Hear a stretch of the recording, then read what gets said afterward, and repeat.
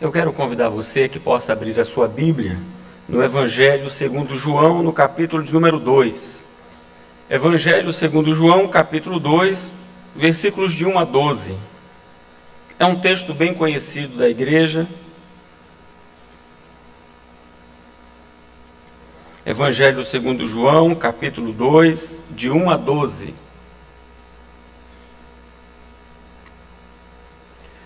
Três dias depois, houve um casamento em Caná da Galileia, achando-se ali a mãe de Jesus. Jesus também foi convidado com os seus discípulos para o casamento. Tendo acabado o vinho, a mãe de Jesus lhe disse: eles não têm mais vinho.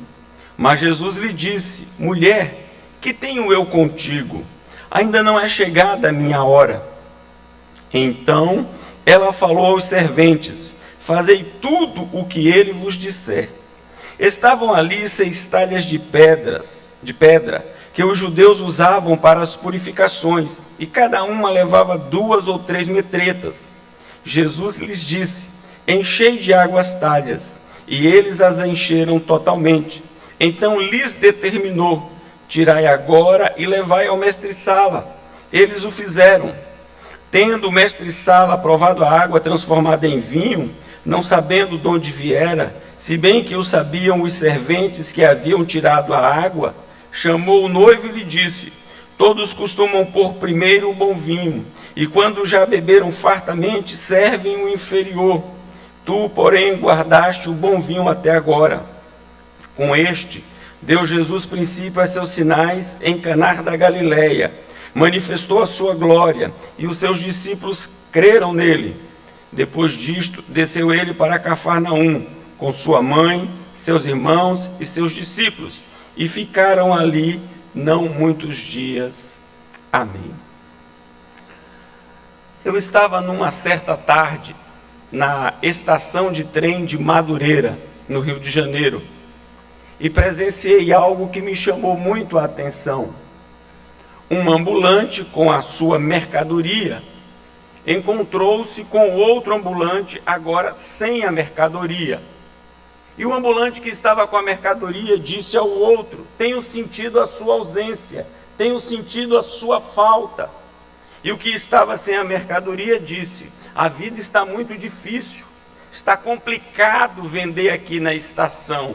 Eles estão tomando de nós os nossos produtos. E o que persistia com a venda e estava ali com seus produtos, disse assim para o outro: está com medo de viver? Peça para morrer. Eu tomei um susto diante daquela afirmação. E passei então todo o tempo meditando naquela declaração. Está com medo de viver? Peça para morrer. Realmente, viver é algo muito perigoso. Viver é algo perigoso por conta da imprevisibilidade da vida. Nós não temos como controlar todas as coisas, nós não temos como regular tudo que está ao nosso redor. Nós estamos realmente à mercê dos acontecimentos.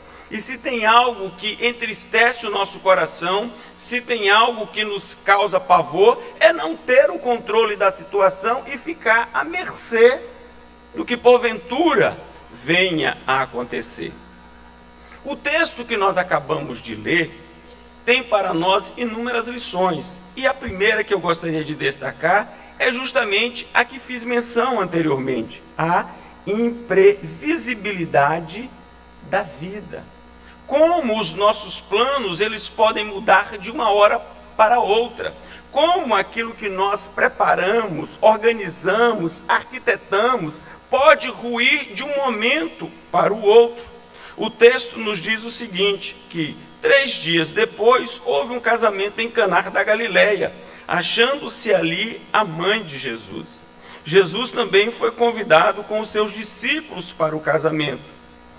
Tendo acabado o vinho, a mãe de Jesus lhe disse: eles não têm mais vinho. Algo que não estava previsto, algo que não estava planejado, algo que não era bem-vindo, aconteceu. e aconteceu quando não podia acontecer, e aconteceu onde não devia acontecer, pois tal fato, tal episódio traria um dissabor muito grande, um dissabor no contexto social. Aquela família, em perdurando a situação, ela ficaria marginalizada, ela seria objeto de críticas, de comentários, por conta de algo que aconteceu no momento máximo da constituição de uma nova família. Havia também a possibilidade de um dissabor jurídico, porque a família da noiva tinha legalmente o direito de requerer uma indenização pela exposição a que a noiva foi colocada diante do quadro em que a noiva se encontrava, a família da noiva se encontrava. Havia também uma questão de caráter afetivo. Quem em sã consciência, na sua festa de casamento, quer experimentar um dissabor, quer experimentar uma contrariedade, quer experimentar um vexame, uma vergonha? Ninguém em sã consciência. Pelo contrário, tudo que se prepara no momento de celebração, no momento de congraçamento, no momento de festa, é o melhor possível. E o que se espera é que tudo transcorra dentro da maior naturalidade. Porém, um imprevisto aconteceu e a notícia chegou: eles não têm mais vinho. Meus amados irmãos, nós gostamos de ter o controle da situação. Quando eu fui morar no Rio, era muito comum as pessoas, nos seus comentários, incentivar o concurso público. E as pessoas diziam assim: garantia mesmo é ser funcionário do Banerj. Faça o concurso para o Banerj, porque é algo garantido. Garantia mesmo é você ser funcionário público. Essa é a cultura dentro do nosso país. As pessoas costumam dizer: é algo garantido. Chova ou faça sol, no final do mês o recurso vai estar lá na conta. Pelo menos é o senso comum. Ao menos era assim que se dizia. Mas eu trago à mente dos meus esclarecidos irmãos alguns episódios, como os que estão acontecendo no Rio Grande do Sul, como os que estão acontecendo no Rio de Janeiro, onde muitos dos funcionários públicos, pelo menos na última informação, 2013, 1.000 funcionários públicos, 213 mil funcionários públicos ainda não receberam o 13º de 2016. Quando se fez o concurso, se pensava em estabilidade, se pensava em segurança. Porém, tudo que foi pensado, planejado, veio a acontecer justamente de forma oposta. Buscamos um lugar seguro. E onde é esse lugar seguro? Em casa é seguro? Há poucos dias uma criança morreu dentro de casa, vítima de uma chamada bala perdida. Um ator da Globo chamado Volmer Casarré estava no seu apartamento, dormindo tranquilamente em sua cama, quando foi atingido por uma bala, chamada bala perdida, e morreu ali. Aonde é seguro? É seguro uma creche? Quando levamos os nossos filhos, quando levamos o nosso filho e deixamos ali, imaginamos que por estar ali, ele está livre de tudo, e de repente somos tomados por uma informação trágica de que uma pessoa fora da sua sã consciência toca fogo nas crianças e em si mesmo? É seguro uma escola onde um aluno leva uma arma e ali faz alguns disparos? Onde é seguro? Nós estamos vulneráveis, meus amados irmãos, e não há segurança, esta segurança que se pleiteia, que seja a ausência de ameaças. Isso não existe. Nós estamos vulneráveis. A vida é marcada por imprevisibilidade. Nós não sabemos o que nos acontecerá nos próximos segundos. Nós não sabemos o que nos acontecerá nos próximos segundos. E ali, naquela festa, onde tudo foi planejado para dar certo, uma notícia chega dando conta de que as coisas não estão transcorrendo tão tranquilamente como se imaginava inicialmente. E a notícia, como eu já disse, eles não têm mais vinho. O vinho é símbolo de alegria física e de alegria espiritual. O vinho é símbolo de esperança futura. Basta que você veja o profeta Isaías no capítulo 25 do seu livro. Como o vinho ali traz uma simbologia de esperança no futuro. O vinho, ele é símbolo de fartura. E a notícia diz então que todas estas coisas agora estão completamente ameaçadas naquele local. Por quê? Porque o vinho acabou. Seria o mesmo que dizer que a festa também estava encerrada. Todos os convidados poderiam ir para suas casas, todos poderiam retornar. Acabou, encerrou. É assim, meus amados irmãos, que muitas vezes somos tomados de surpresa por notícias desagradáveis. E elas são múltiplas. Às vezes, numa consulta de rotina, uma consulta que tudo sinaliza para a maior tranquilidade, somos surpreendidos com uma notícia completamente desagradável. Podemos chegar no trabalho amanhã e sermos informados a respeito da nossa dispensa, da nossa mudança, de alterações que vão afetar profundamente a nossa vida. É assim no dia a dia, é assim que acontece. Nós somos seres humanos e estamos expostos a mudanças, e algumas bruscas, difíceis, aflitivas, e nós teremos que enfrentá-las. À luz do texto, como então enfrentar a dificuldade, a adversidade, a notícia desagradável, a notícia que nós não gostaríamos de ter recebido? O texto nos diz que, quando chegar este momento, nós precisamos ter a nossa fé firme, fundamentada na autonomia de Cristo. É fundamental crermos que o nosso bendito e glorioso Redentor é livre para agir conforme o seu querer, para o louvor da sua glória e para o nosso bem. Vejamos o texto, versículo de número 4. Mas Jesus lhe disse: mulher, que tenho eu contigo? Ainda não é chegada a minha hora. Os estudiosos, eles não se entendem a respeito do papel de Maria, mãe de Jesus, na festa. O máximo que há de concordância é que, por se tratar certamente de familiares, ela tinha uma ingerência maior. E eu tenho a impressão que a análise dos estudiosos que caminham desta maneira está correta por algumas sinalizações do texto.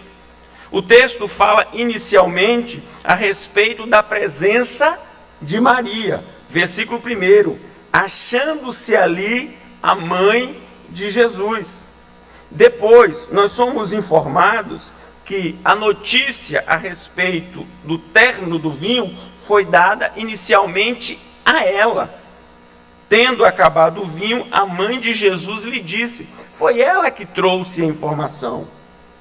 Os serventes comunicaram a ela.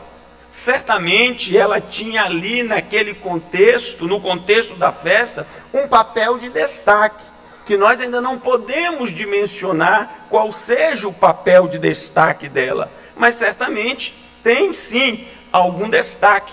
E Maria, então, com o destaque que lhe foi conferido, certamente pelos donos da festa, ela aproxima-se de Jesus, trazendo a ele o infortúnio que se abatera sobre a festa.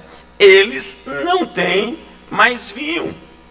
Ela estava como que a dizer a ele da necessidade de tomar uma providência, de fazer alguma coisa, de agir imediatamente.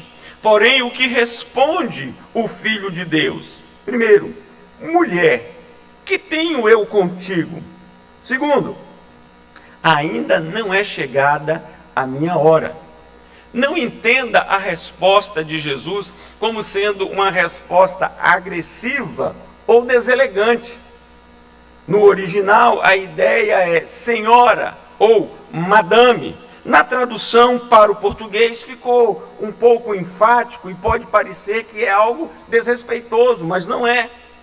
De forma firme, de forma segura, Jesus Cristo declarou a sua autonomia diante da sua mãe. E não era a primeira vez que ele tinha tomado tal iniciativa, e certamente não seria a última vez. Vejamos os relatos de Lucas, onde a autonomia de Jesus é plenamente declarada. No capítulo de número 2, no episódio em que é narrado a presença de Jesus entre os doutores, nós temos assim o seguinte relato. Lucas, capítulo de número 2, versículos de 48 a 51. Logo que seus pais o viram, ficaram maravilhados. E sua mãe lhe disse: Filho, por que fizeste assim conosco? Teu pai e eu, aflitos estamos à tua procura. Ele lhes respondeu: Por que me procuráveis? Não sabeis que me cumpria estar na casa de meu pai? Não compreenderam, porém, as palavras que ele lhes dissera. E desceu com eles para Nazaré, e era-lhes submisso. Sua mãe, porém, guardava todas estas coisas no coração. E agora, no capítulo de número 8 do mesmo evangelho, o evangelho de Lucas, nos versos 19 a 21, nós temos um outro episódio mostrando a autonomia do Filho de Deus. Vieram ter com ele sua mãe e seus irmãos, e não podiam aproximar-se por causa da concorrência do povo, e lhe comunicaram: Tua mãe e teus irmãos estão lá fora e querem ver-te. Ele, porém, lhes respondeu: Minha mãe e meus irmãos são aqueles que ouvem a palavra de Deus e a praticam. O texto quer nos mostrar que a agenda do nosso bendito e glorioso Salvador não é controlada nem gerenciada por nenhuma ação humana, nenhuma ação terrena. Ele não está sobre a influência da mãe, ele não está sobre a influência dos familiares, ele não está sobre a influência dos discípulos. Ele é livre para agir e ele age gloriosamente conforme a sua soberana vontade. Ele não é pressionado por ninguém, ele não é coagido por absolutamente nada. Não há o que temer, meus amados irmãos. Diante do momento de crise, nós podemos confiar na autonomia, na independência do nosso glorioso Salvador, que tem uma agenda estabelecida e que haverá de agir conforme esta agenda, que tem conexão não com a terra, antes tem conexão com o céu. No capítulo de número 8 do Evangelho de João, Jesus deixa bem claro isso nos versos 28 e 29. Disse-lhes, pois, Jesus: Quando levantardes o Filho do Homem, então sabereis que eu sou, e que nada faço por mim mesmo, mas falo como o Pai me ensinou. E aquele que me enviou está comigo, não me deixou só, porque eu faço sempre o que lhe agrada. Na hora da crise, creia na ação livre do seu Salvador. Não adianta fazer chantagem, não adianta voltar-se para Cristo e dizer: se o Senhor não fizer conforme eu quero, eu vou agir de uma outra maneira, tentando pressioná-lo, porque ele não vai ceder. Nem adianta fazer barganha, dizendo: é dando que se recebe. Não pense que você vai impressioná-lo. Nós não conseguiremos. Nós precisamos aguardar na sua ação providencial. O que ele está dizendo a Maria, sua mãe, é: aguarde. O que ele está dizendo à sua mãe é: fique firme. O que ele está dizendo à sua mãe é: quando chegar o meu momento, o momento providencial, eu haverei de agir, porque os meus atos estão em perfeita conexão com o meu Pai Celestial. E a minha agenda tem uma conotação de cima e não de baixo. Por isso ele disse: ainda não é chegada a minha hora, porque ele queria trazer à tona a sua ação salvífica e não simplesmente a mera realização de um ato sobrenatural, mas a realização de um ato que apontasse para a sua exclusividade como Filho de Deus. Por isso, nós podemos em todos os momentos nos apegar única e exclusivamente a Cristo. Não há uma corredentora, não há uma mediadora entre nós e Deus para alcançarmos o seu favor na pessoa bendita de Cristo Jesus. Há um só Deus e um só mediador entre Deus e os homens, Jesus Cristo, homem. E é nele que nós devemos confiar, e é por ele que nós devemos esperar. Se a solução não aparece no tempo que você almeja, não se desespere, confie, aguarde, aquiete o seu coração, porque o Filho de Deus está atento a tudo o que está acontecendo, e ele haverá de agir livremente, conforme a sua soberana vontade. Ninguém vai conseguir pressioná-lo, nem tampouco impressioná-lo. Para o nosso deleite, para a nossa alegria, ele age livremente. Não seja impaciente, como foi Saul. Saul foi impaciente e se deu mal. O texto de 1 Samuel, capítulo 13, relata a impaciência de Saul. A partir do versículo 8 diz assim: esperou Saul 7 dias, segundo o prazo determinado por Samuel. Não vindo, porém, Samuel a Gilgal, o povo se foi espalhando dali. Então disse Saul: trazei-me aqui o holocausto e ofertas pacíficas. E ofereceu o holocausto. Mal acabara ele de oferecer o holocausto, eis que chega Samuel. Saul lhe saiu ao encontro para o saudar. Samuel perguntou: que fizeste? Que loucura foi essa? Por que você se impacientou? Por que você não esperou? Por que você não aguardou? Nós sabemos que na hora da agonia, nós sabemos que na hora da dor, nós sabemos que na hora da aflição, o tempo parece se arrastar, o tempo parece correr de uma forma diferente. E muitas vezes nós nos impacientamos, mas não há por que haver tal impaciência.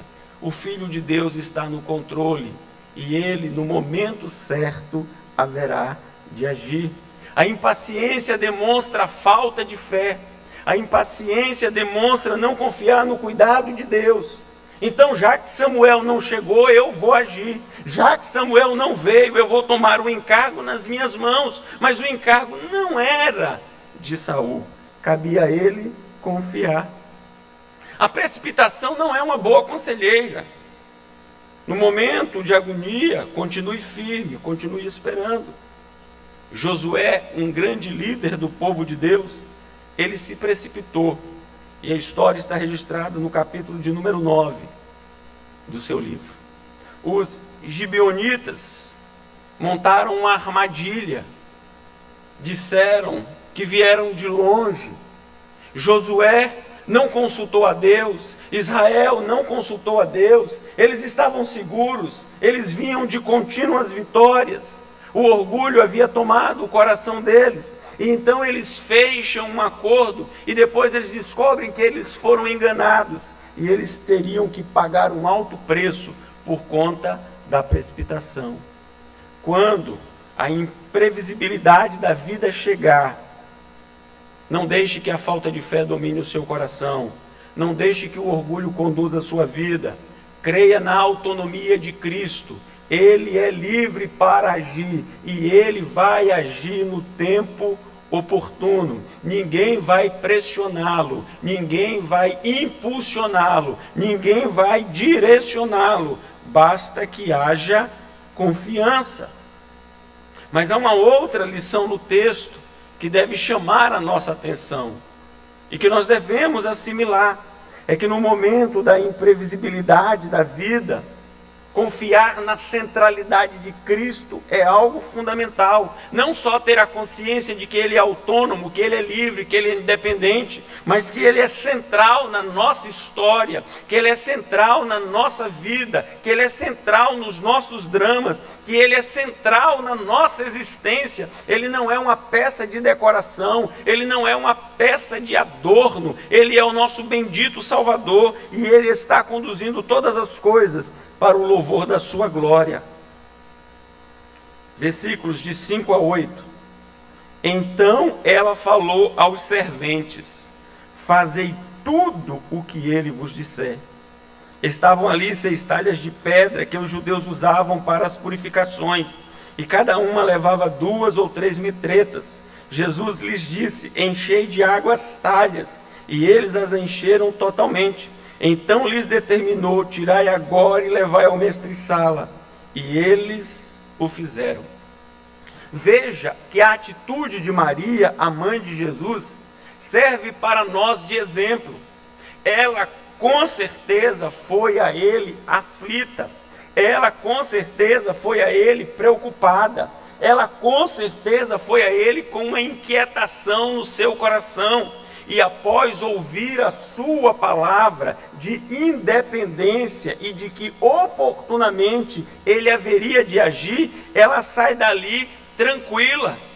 Veja que ao sair da presença de Jesus e encontrar-se com os serventes, ela diz: fazei tudo o que ele vos disser.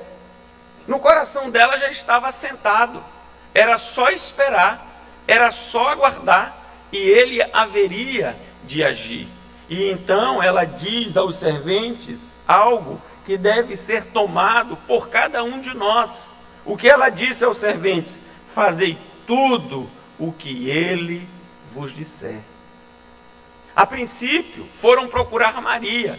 A princípio foram interceder, foram pedir a ela que tomasse uma providência. Mas ela sabia que ela não podia resolver. Ela sabia que ela não podia solucionar, ela estava consciente das suas profundas limitações, mas ela aponta para aquele que podia resolver, que podia solucionar, que podia dar um jeito, que podia consertar, que podia corrigir, que podia fazer tudo novo e diferente. Por isso ela diz: fazei tudo o que ele vos disser.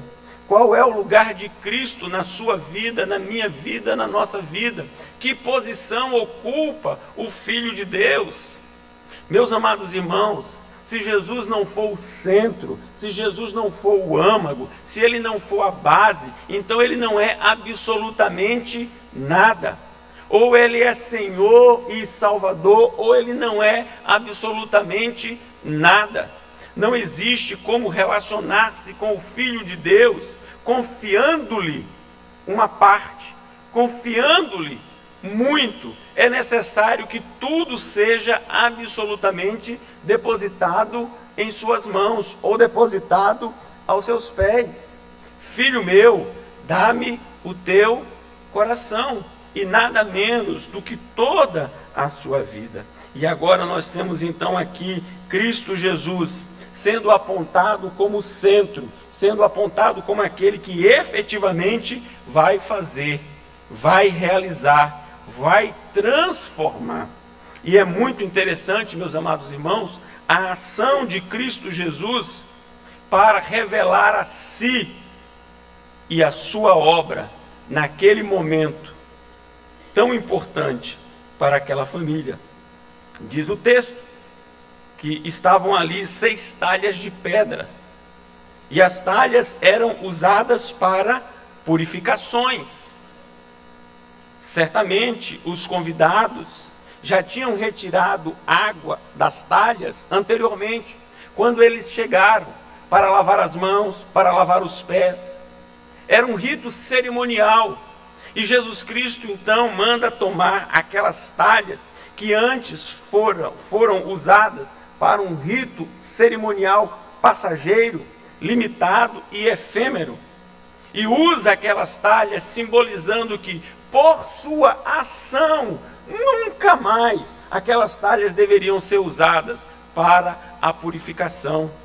Nunca mais aquelas ações seriam necessárias, porque ali estava, diante dos olhos daqueles serventes, o Filho de Deus, o próprio Deus encarnado, que veio para realizar a maior de todas as purificações, a da alma, a interna. Aquelas talhas até então eram usadas para uma purificação externa, para uma purificação que se repetia a cada episódio, a cada festa. Porém, agora o Filho de Deus estava ali presente para fazer algo definitivo, para fazer algo completo, para fazer algo que não deveria mais se repetir, porque Ele, efetivamente, por conta do lugar que ocupa na nossa história, opera em nós uma salvação, de uma vez por todas, definitiva. Ele é central. Ele é tudo em todos. Nós não sabemos o que nos acontecerá daqui a alguns segundos, mas se a nossa fé estiver firmada naquele que é o centro da história, Ele haverá de nos conduzir em triunfo.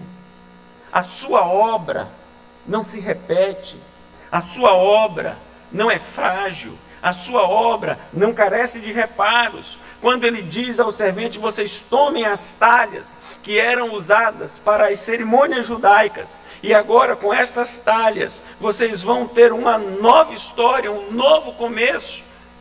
Por quê? Porque Cristo é o centro para quem todas as coisas convergem. É interessante, meus amados irmãos, como aqueles serviçais obedeceram a Cristo.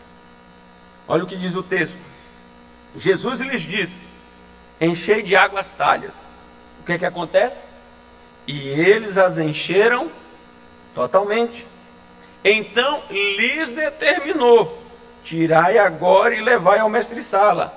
O que é que acontece? Eles o fizeram. Não basta dizer que Cristo é o centro, se a sua vida é pautada pela desobediência.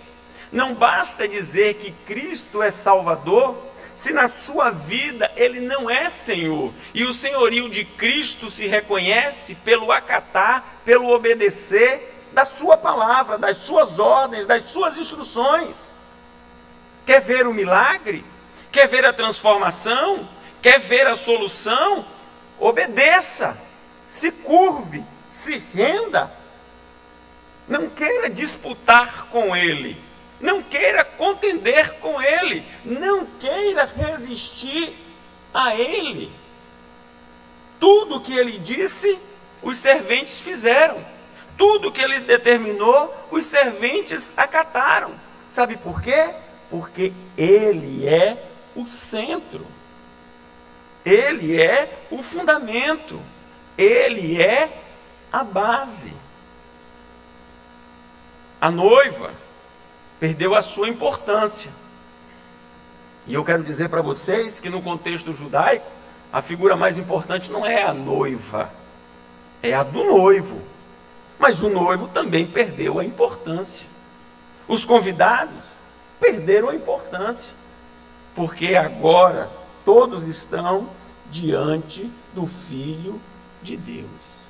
Não de alguém que faz algo repetidamente, continuamente, costumeiramente, mas diante de alguém que arvora para si a condição de fazer uma purificação que ninguém pode fazer, a purificação da alma. Mas há uma terceira lição, diante da imprevisibilidade da vida. Não só o destaque para a autonomia e a liberdade do nosso Salvador agir, não só a sua centralidade para quem tudo converge, também o seu poder. Vejamos os versículos de 9 a 11. Tendo o mestre-sala provado a água transformada em vinho, não sabendo de onde viera, se bem que o sabiam os serventes que haviam tirado a água, chamou o noivo e lhe disse: todos costumam pôr primeiro o bom vinho, e quando já beberam fartamente, servem o inferior. Tu, porém, guardaste o bom vinho até agora. Com este deu Jesus princípio a seus sinais em Caná da Galileia. Manifestou a sua glória e os seus discípulos creram nele. O texto deixa bem claro que aqui nós estamos diante do primeiro sinal de Jesus. É assim que o texto chama. Com este deu Jesus princípio a seus sinais. O sinal não é algo apenas incomum, não é algo apenas sobrenatural, não é apenas um milagre. O sinal vai muito além de algo incomum. O sinal tem consigo ou traz consigo uma conotação salvífica. O que Jesus acabara de realizar ali não era simplesmente algo incomum, era algo que apontava para a redenção do povo de Israel, a redenção de todo aquele que nele confiar, que colocar nele a sua fé. É isso que significa. Quando você está com o seu veículo sem combustível, já está na reserva há algum tempo, e você então se depara com uma placa informando que o próximo posto está a 300 metros, o que você faz? Para na placa? Não, obviamente que não. A placa não pode abastecer o seu carro. A placa apenas está dizendo onde o carro pode ser abastecido. A placa convida você a erguer os olhos à frente. A solução está lá. Quando Jesus então transforma a água em vinho, tinha o objetivo de usar aquilo ali como uma placa, para que as pessoas pudessem então visualizar na frente o que ele haveria de fazer de forma cabal e definitiva para a salvação. Agora é uma pequena amostra, agora, permitam-me usar a expressão, é uma simples degustação, que aponta para o grande banquete, que haveria de ser então oficializado na cruz do Calvário, para a nossa redenção. E o que me chama a atenção, meus amados irmãos, é que Jesus Cristo não realizou o primeiro sinal em Jerusalém, a capital política, em Jerusalém, a capital religiosa, em Jerusalém, onde estava o templo, os sacerdotes, a elite, a nata, os poderosos. Não é lá que ele realizou. Porém, ele escolheu uma vila chamada Caná da Galileia, um lugarejo, um lugar esquecido e certamente desprezível. A vila estava a aproximadamente 11 quilômetros de Nazaré. Nazaré, no contexto judaico, não era nada. Agora você imagine Caná da Galileia. Sabe o que é que isso nos aponta? É que não há lugar distante, esquecido, desprezível, que o Filho de Deus não possa atuar com o seu poder, glória e majestade. A sua salvação alcança os rincões da terra, os lugares mais distantes, os lugares mais pobres, os lugares mais feios, as situações mais críticas, as adversidades mais agudas. É lá que o Filho de Deus manifesta o seu poder, transformando água em vinho, e vinho da melhor qualidade. João tem a intenção de nos ensinar, por meio do registro, que tudo que Cristo faz, ele faz infinitamente melhor do que aquilo que o homem pode fazer. Tudo que o Filho de Deus, ou em tudo que o Filho de Deus atua, ele atua infinitamente mais, do ponto de vista qualitativo, que qualquer um de nós, ou que todos nós juntos. Por isso, diante da imprevisibilidade da vida, por isso, diante do risco da vida, por isso, diante das surpresas da vida, por isso, diante das peças da vida, nós podemos permanecer firmes. Sabe por quê? Porque nós cremos num Cristo que é livre para agir. Nós cremos num Cristo que é Senhor da história e age de forma radical em tudo que faz. E tudo que Ele faz, por conta do seu poder, é infinitamente melhor do que o que nós podemos pedir, pensar e até mesmo crer. A vida não deixa de ser perigosa, porém com Cristo ela se torna suave, doce. Vale a pena viver. Vale a pena viver. O autor do hino sacro, de número 105, ele diz: eu não sei por que de Deus o amor a mim se revelou. Não sei por que razão meu Salvador me resgatou. Eu não sei o que de mal ou bem virá. Eu não sei.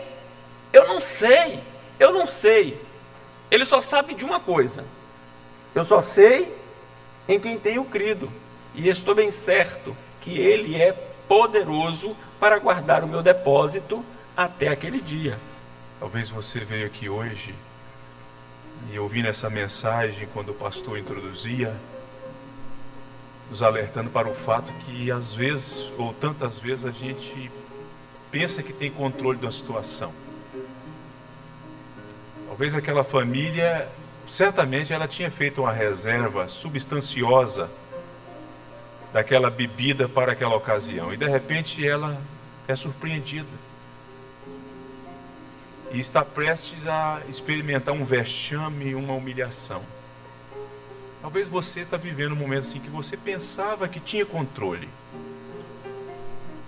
e de repente as coisas estão escapando. E aí a gente escuta nessa noite falando que diante disso tudo, o que fazer? A gente precisa entender que Cristo é Senhor, que Ele tem autonomia para agir, que cabe a você confiar, obedecer, que Ele tem poder para fazer algo extraordinário, não apenas para suprir a sua necessidade, satisfazer o seu desejo, mas para revelar a glória dEle.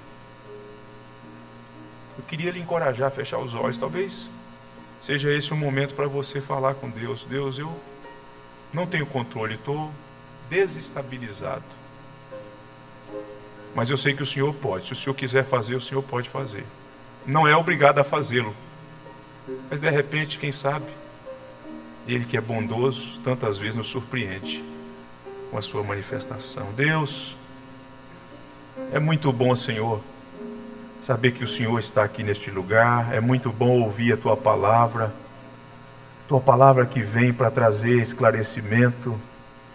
Tua palavra vem para revelar-nos a grandeza do Teu Filho Jesus, para mostrar a Sua singularidade, o Seu poder, para revelar a Sua glória que foi manifesta diante dos Seus discípulos e que culminou com uma fé salvadora na vida deles, que fez com que eles fossem levados, ó Deus, a uma fé que eles ainda não haviam experimentado, Senhor. E é provável, Pai, que entre nós tenham irmãos, irmãs, famílias que têm experimentado dias difíceis, porque percebem efetivamente que não têm controle sobre determinadas situações. Eu mesmo já vivi isso. Por outro lado, Pai, nós podemos experimentar nesses momentos, quando nos voltamos para Ti, a manifestação do Teu poder, do Teu cuidado.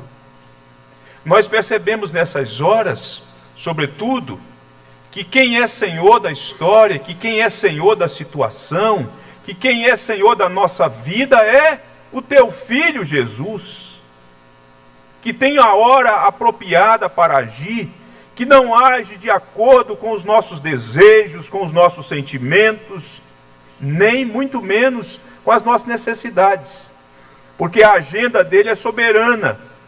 Entretanto, tantas vezes bondosamente o Senhor vem para nos acudir, para trazer alívio à nossa alma, para trazer refrigério para o nosso coração. E talvez seja o caso de muitas pessoas que aqui estão nessa noite, que carecem desta visitação, deste teu agir, deste teu mover, desta tua intervenção, ó Pai, graciosa, por meio de Jesus. Mas sobretudo, Pai, quando o Senhor revela o seu poder, atestando o controle do Senhor, o Senhor vem para fortalecer a fé dos teus filhos. O Senhor vem também para gerar fé no coração de outros, por meio de ações extraordinárias, por meio do cuidado do Senhor. E nós te louvamos por isso e queremos que o Senhor nos ensine a descansarmos em Ti, a colocar nas Tuas mãos as nossas causas, as nossas vidas, a nossa casa, as coisas que nós planejamos e que, entretanto, estão indo noutra direção, noutro rumo, quando então percebemos nitidamente a nossa fragilidade, a nossa fraqueza. Contudo, nós servimos ao Senhor, que é o Rei da Glória, que é o Todo-Poderoso Deus. Sê propício aos teus filhos aqui nessa noite. Sê propício a nós. E permita, Pai, que esta semana também seja vivida de um modo que a nossa confiança em Ti seja revelada por meio da obediência. Ah, Pai, que aprendamos a fazer tudo que o Senhor mandar, que o Senhor ordenar. Porque isso dignifica o Teu nome. E isso faz bem para a nossa alma. Nós te pedimos isso em nome do Senhor Jesus.